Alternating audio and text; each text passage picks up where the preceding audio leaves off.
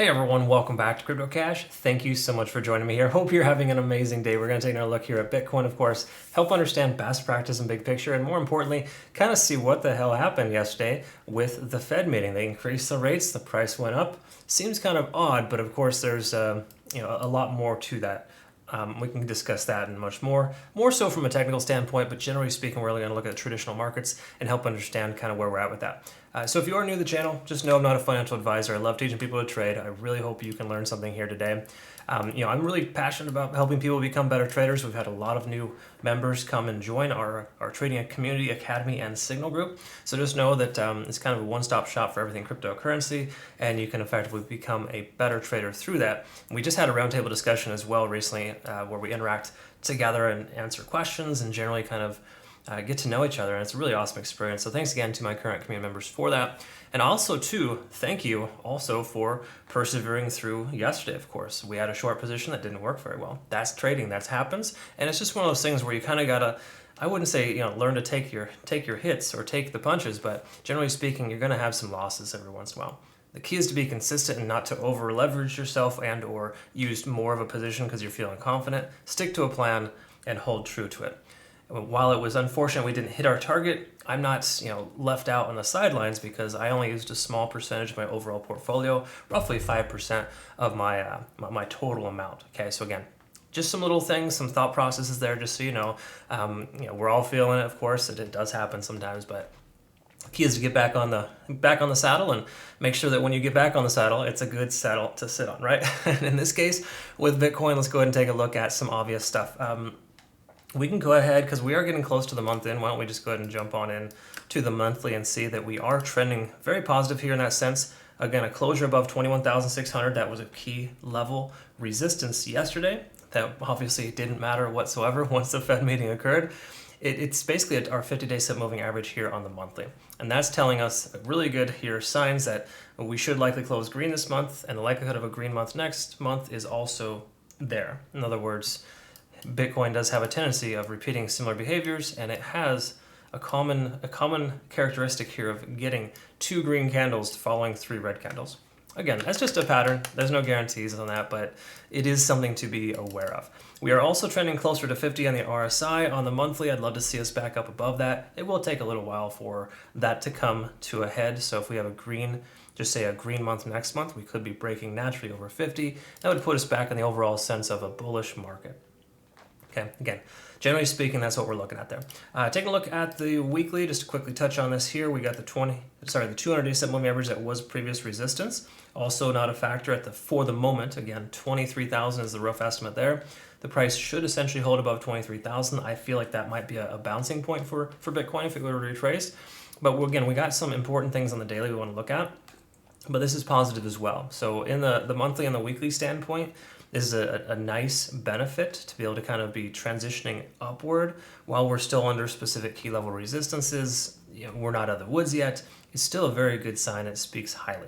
Okay, so again, good stuff there in that regard. Taking a look at the daily. So let's take a look here, of course. Now, some really positive stuff, first of all, is that we were trending below the 50-day set moving average-ish, right? Above and below, really, for the last 7 days. Yesterday, pretty much nullified that completely. Again, the likelihood of the price coming down to the 21,600 range is pretty low, considering the fact that it has a great amount of amplitude. There are a handful of other factors as well. We're still over 50 on the RSI. That's extremely important. We're not overextended by any stretch. So we literally could see a progression of 5, 6, 7 more days to the upside to possibly retest that 28,000 range. Again, we have a CME gap that needs to be filled there. It makes sense that we trend towards that.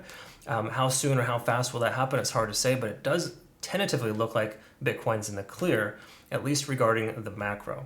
And I say, again, tentatively in the clear, just based on the simple fact that this is not foolproof, this isn't a guarantee, but it does give us some indication that we are in better shape, okay?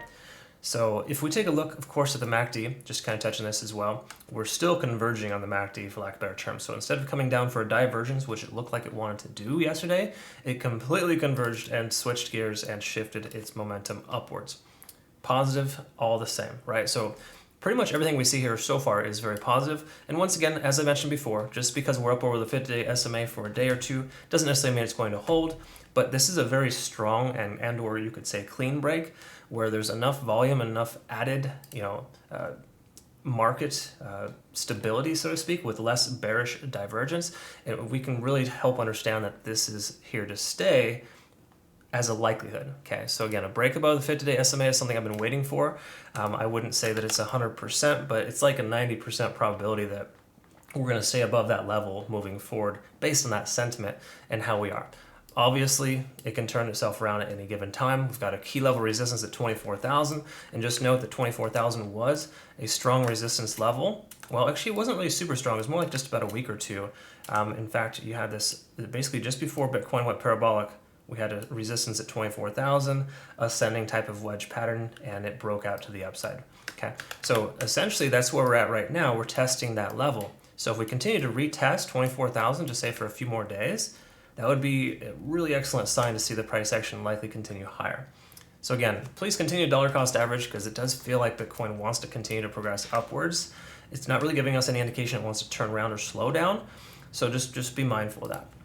Looking at the 4 hour, this is where things get interesting. So we're above all key level resistances, such as the 50, 20, and the 200-day simple moving average, right? So that's fantastic. The 200 effectively worked as a support level. And then, of course, if we see here, there's some interesting stuff that we are actually testing 70 on the RSI. Looks like it's trying to break above, but hasn't yet.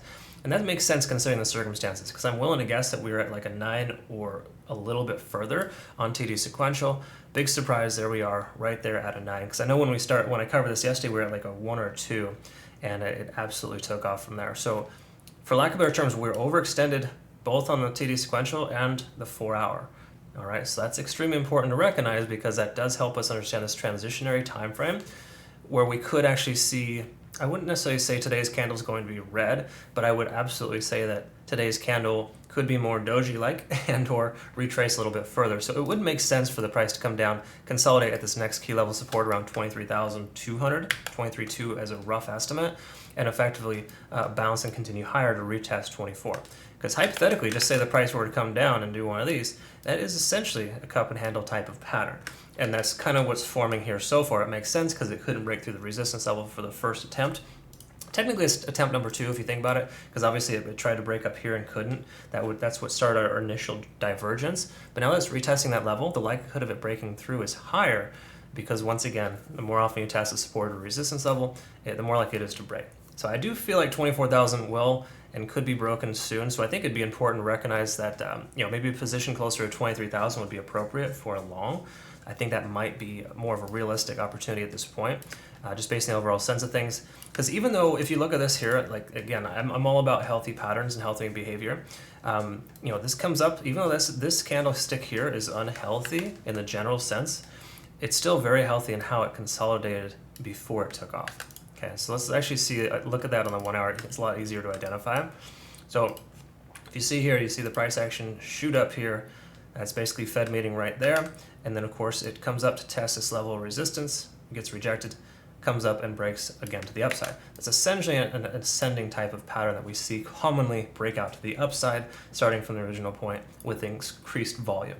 So again, a lot of little things there to kind of think about here, but in general, this is actually a fairly healthy pattern versus, a parabolic type of pattern. Because if it would have just kept going up, up, up, and up, then we would have seen it crash down to somewhere in the 0.5 range of Fibonacci and or lower. But in this case, the price action just continues higher and it got rejected at a specific point, that initial 23,000 resistance, and essentially consolidated there with enough time to get some resets. And if we see here TD sequential, we hit a 9, we got our reset to the side, and now we're back up to a 4. So again, hypothetically, this push to the upside could last another 5 more hours. I think that's less likely, but it is still in the cards. Once again, we break through 24,000 right now. I wouldn't like that. I'd prefer it to consolidate, retrace, and bounce, and then get through there stronger. Because if we do break above 24, we could get that false positive that we saw here previously, whereas the price action stayed there for a few hours. So I would say don't get too excited if we break 24,000. The likelihood of it going higher from here is fairly low. And again, a lot of that factors in because it was like 0.75 basis points, or 0.75% essentially, 75 basis points, which it could have been 100, I guess. So with the sentiment there of the Feds basically increasing the rates You know, even though it seems contradictory that the price action should have went down, instead it went up, of course. The main reason why is because it wasn't as bad as it could have been. I think that's really what I'm taking away from it. So again, I try not to get too much into that stuff, but I can tell you that it definitely played a factor here. This is a fundamental catalyst, no matter how you look at it, which is usually the reason why I like to try to avoid trading during that time frame. And once again, sincerest apologies for not closing the 8 position in that regard, because obviously once this took off, it was kind of out of control and went kind of crazy. And in that sense, you know, in truth, probably should have had the foresight to close our position before that Fed meeting. Okay, so again, future reference, obviously these things happen. Next time around, we'll make sure we clear out all of our positions and ensure that we are on the sidelines, because honestly, it's a complete gamble when it comes to fundamental catalysts. Like, you never truly know how the whales are going to interpret the news. And again, it's not people like you and I. We're the ones that FOMO in as a result of everything already having happened. But once again, also keep in mind that we are overextended to an extent on the 4-hour, which I think will translate to the daily. I would like to see some consolidation at 24,000/23, preferably 23,000, little retracement there to kind of calm down and relax. But you know, it's one of those things here where the price action is working fairly consistent within Fibonacci retracement. I mean, you can totally see the channels that it's staying within while it's there, right? So we can hypothetically anticipate the price action not going lower than 23,000, just say 200, 23,150, because of the fact that that's a Fibonacci retracement level, and the fact that the price action, if it were to retrace, should consolidate in this area. Okay, that's a strong likelihood. So I'd love to see the price action come down to 23.1, take entry on a long position, hit some price points on the way up, of course, because if you were to say to hypothetically take a position at 23,000, make sure that your profit targets are well below 24,000, because obviously 24,000 is a key level resistance, and if it gets rejected again, then you'd be kind of missing out on some profit there. So make sure your second profit target, at the very least, if you have a trailing stop loss that adjusts with your moving targets, your target 2 is like 23.9 or something along those lines. That's what I'm going to try to set up for here in the relative near future, but I want to wait for this to pull back a little bit further, because again, it is on the overextended side, no matter how you look at it. While we could see a few more hours of continuation, I don't really see it breaking to the upside on this first attempt. Okay, I think we could and likely see more so a breakout to the upside on the second attempt, where the price action comes up and kind of just shoots on out. So that's what we're looking for, to me personally. And again, that's going to take a little bit of patience. And the thing you want to understand too, also speaking to my community members and everyone else in general, when you have a bad trade, which happens totally all the time, it's normal. I mean, even at my rate of 70-80% conversion, there's still some hits that I take. The key is to minimize those hits and those damages. So make sure you're consistent with the amount of position sizing that you're using.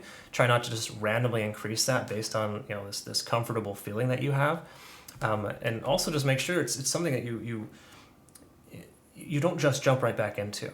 I know it's really easy to want to kind of get back in there and do a revenge trade. In truth, I've done that plenty of times in the past, but more often than not, you can get burned. So please just try to have some patience at this point. I know it's easy to want to jump on in, and you're on the edge of your seat for the next signal, of course. But I get that. It's just we gotta steel ourselves and make sure that we are as good as we can, sound body and mind, right, in order to make this happen as well. So again, check yourself before you wreck yourself, if that makes any sense. I forget who I quoted there, but maybe you could remind me in the comments. All right, thanks again. That's pretty much all I got here. I'm just going to go in circles, obviously, if I don't stop. So I think we're in good shape here, all in all, for Bitcoin, right? It does feel like 24 plus is coming. Okay, so just know that that's kind of what I'm getting as an impression here. We have tentatively broken through our descending trend. Okay, so what that does, that shifts our momentum from a bearish sentiment to a neutral sentiment. Okay, try not to get super bullish all of a sudden just because we had a couple of good days, but we start breaking through that $28,000-$30,000 barrier. Different story, honestly, for a type of bullish mindset. Okay, so for now, let's remain neutral and make informed, positive, and patient decisions. All right, well, I hope you have a great rest of your day. Thank you so much for your time. We'll see you in the next one. Take care.